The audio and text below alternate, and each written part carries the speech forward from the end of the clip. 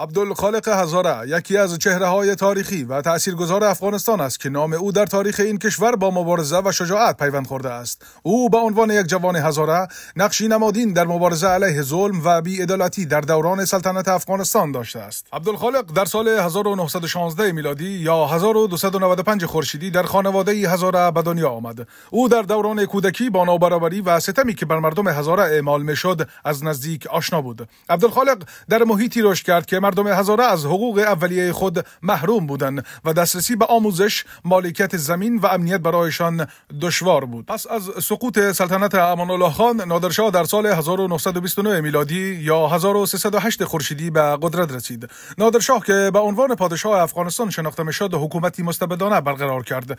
قوم هزاره در این دوران از تبعیضات شدید رنج می‌بردند، از جمله سرکوب‌های سیاسی، نابرابری اجتماعی و مالیات‌های سنگین. ترور نادرشاه توسط عبدالخالق هزاره یکی از نقاط عطف مهم در تاریخ معاصر افغانستان است. این رویداد که در 8 نوامبر 1933 میلادی یا 17 اغرب 1312 خورشیدی اتفاق افتاد، در جریان یک مراسم رسمی در کابل رخ داد.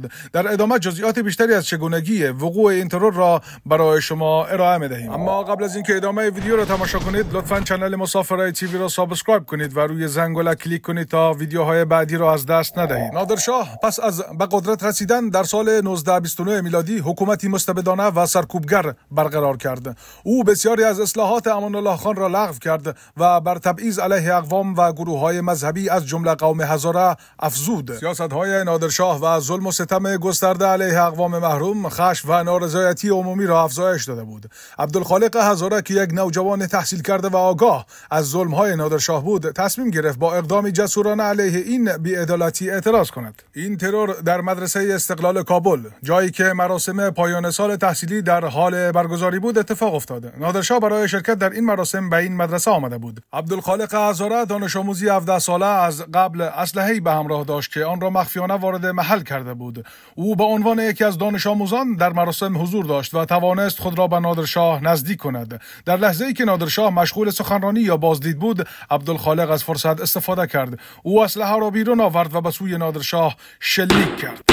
گلوله به هدف اصابت کرد و نادرشاه در همان لحظه جان باخت. عبدالخالق بلافاصله توسط ماموران امنیتی دستگیر شد. او هیچ مقاومتی نکرد و مسئولیت کامل اقدام خود را پذیرفت. عبدالخالق تحت بازجویی‌های شدید قرار گرفت. او در این بازجویی‌ها انگیزه خود را اعتراض به ظلم و نابرابری عنوان کرد. پس از ترور نادرشاه توسط عبدالخالق هزاره در سال 1933، حکومت افغانستان به شدت واکنش نشان داد.